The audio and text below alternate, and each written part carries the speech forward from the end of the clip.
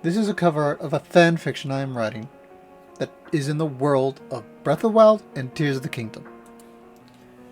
This idea came to me when I saw a picture in the Discord channel. Speaking of which, Mid, if you're listening to this is your fault and all blame goes to you. Why? Because you are the owner of the Discord channel and you must take responsibility for all the plot bunnies that pop into my head. Anyway, this will have spoilers for Tears of the Kingdom. Mostly Tears of the Kingdom. So if you have not played that game, I recommend you play it. I really enjoyed it. But if you're not a fan of Legend of Zelda, then it's not the game that'll actually make you a fan of Legend of Zelda. For me, my personal opinion, that's Ocarina of Time. Fantastic game, despite as it's old at this point. But I won't really be spoiling any of the story. I'll just be spoiling a crucial key concept that happens in the later game. So, again, if you're not into spoilers for the game and you want to actually play the game for yourself, hit mute, play some music, and just enjoy watching as this drawing gets drawn. So, the first chapter is a prologue, because the first chapter focuses on Zelda, but not the Zelda we've seen in the game. This is child Zelda. This is when she's around, I would say, 8 years old, 9 years old, 10. I did not specify an age because I just wanted to establish that she was a child when this event happened. So, Zelda as a child would still have some freedom to explore as much as she wants, because I believe that the prophecy of Ganon's return did not show up until Link found the Master Sword. So, during one of her exploration visits, she's out in the field, exploring around a tree on a hill. I would say probably this is the area that she found the frog and tried to give Link to eat. I'll say it's one of my favorite memories. It's a little funny. Anyway, I decided to go with the fact that she found a frog, but she was incapable of catching it. Being a child, she attempted to catch it. So she chases the frog around as it hops out of her grasp, and in doing so, she falls into a hidden passage underneath the tree. This is a little bit of a cliche and a New World thing, but it is what it is. So, being curious, she goes into the passage further, getting herself dirty, but she's an explorer and she's curious. As she goes to the end of this passage, she finds a glowing stone. Small, she has no idea what it is. She looks at the designs on the stone. She thinks it's of some Sheikah history, some Sheikah technology that she's never heard of or seen, but she has no idea. She's young, so no clue. Leaving the secret passage, she finally gets a look at what it is, because in the passage there was no light, so she couldn't see. In the sun, she looks at it, sees it's this little teardrop type of stone, and she's fascinated by it. But when she is called by her Sheikah guards, or knights actually. No, it's Sheikah guards. Sheikah guards call her. In her panic, she tries to stop herself from yelping or screaming. And you know, when you do that, you tend to cover your mouth. And since she had the stone in her hands, she accidentally ended up consuming the stone. Now, for those who have played Tears of the Kingdom and know what consuming the stone would implicate, yes, the transformation would be immediate. However, for story purposes, for the fan fiction that I'm writing, I have established that the stone has lost its power. Therefore, its transformation capabilities into a dragon are subdued. So she consumes it, but nothing happens. That is a shortened version of the first chapter, because the first chapter is a prologue. The second chapter is also a prologue, but this time in the second chapter it focuses more on Link. In the second chapter, it focuses on Child Link. This is before he finds the Master Sword. There is very little to describe Link of how he was as a child. There are some dialogue that is describing Link as a little curious or rambunctious child, but there's not much to it. In Breath of the Wild and Tears of the Kingdom, about his family, all we figure out is the fact that his father was a knight, and that Link gained his path to knighthood because of his father. I decided to alternate this. Alternate. I did keep the fact that Link's father is a knight. I did not change that. What I did change is the fact that Link had an option on what he wanted to do with his life. He could choose to be a knight, or he could choose to be something else.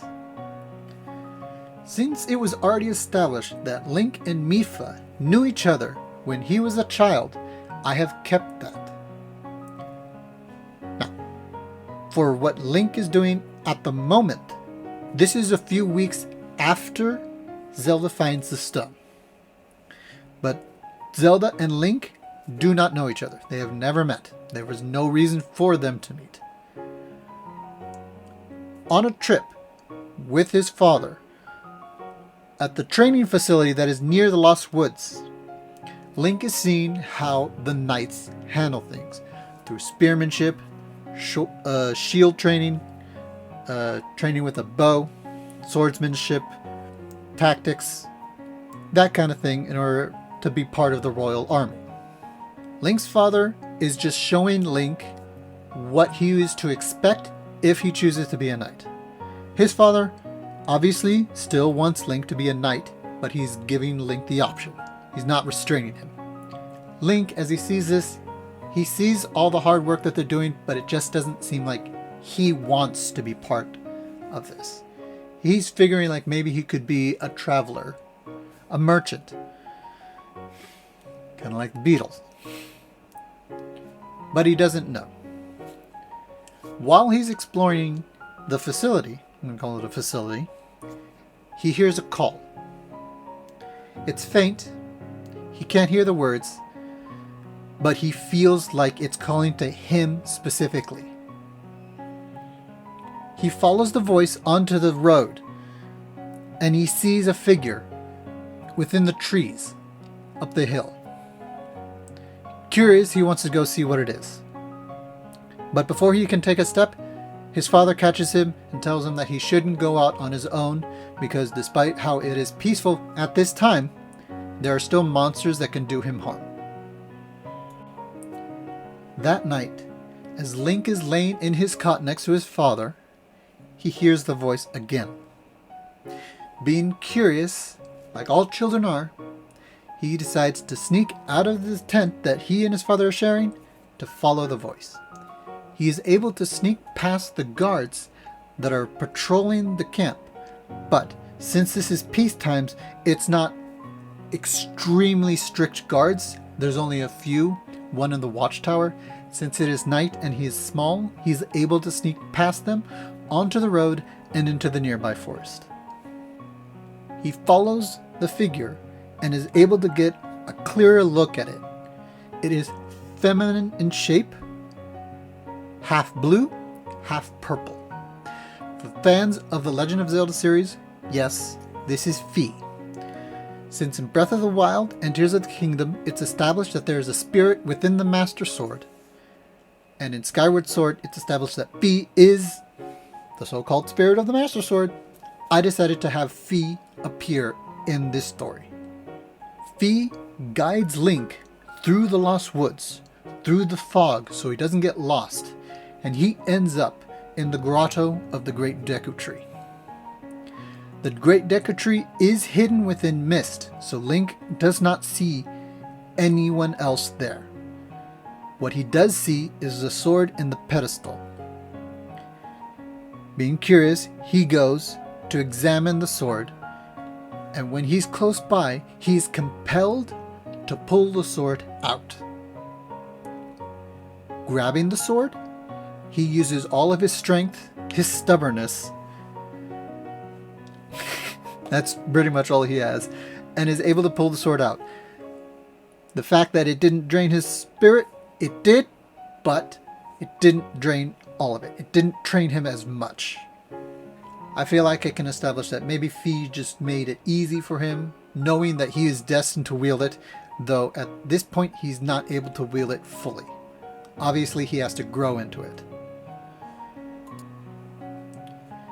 Once he's able to pull the sword out, in his glee that he found an amazing sword in the middle of the forest, he runs back out of the grotto, into the Lost Woods, back towards the camp.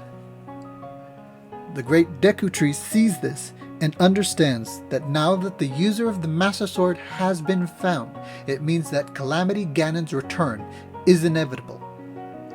In worry, he sends one of his Kakarot children to the palace to inform the king that the Master Sword user is now here.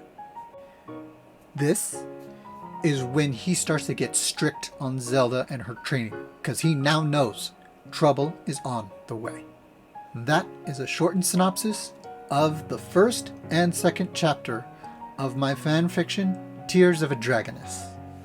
You can find that on fanfiction.net by fanreader26, which is me. And if you do, check it out. I hope you enjoy it. I am still working on the next chapter, but I'm also working on chapters for other stories. So it might take a bit before I get to it. I'm hoping for one more chapter before the end of this year of 2025. What you see for the cover art, that is a prototype design I have for Zelda later on in the story, because she will be getting dragon features.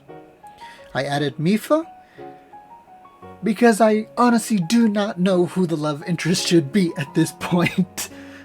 It will be Zelda-centric, but since Link is the only male that's, also the main character, Mipha is my favorite of the champions, and I really like the relationship between Mipha and Link, despite how it is very, very little to show for it.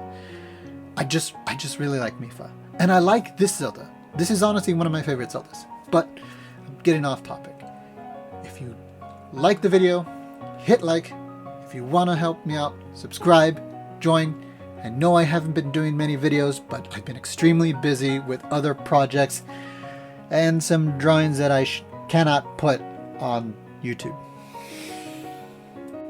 So, I hope you like this little rundown of the story so far. Again, it's only 2 chapters. I hope you check it out, and I hope you look forward to another video that I might upload whenever I can, because again, it's busy, the holidays are here, and family's on the way, so that's going to take up more of my time. So, hope you enjoyed it, and I'll see you next time. Later, everyone.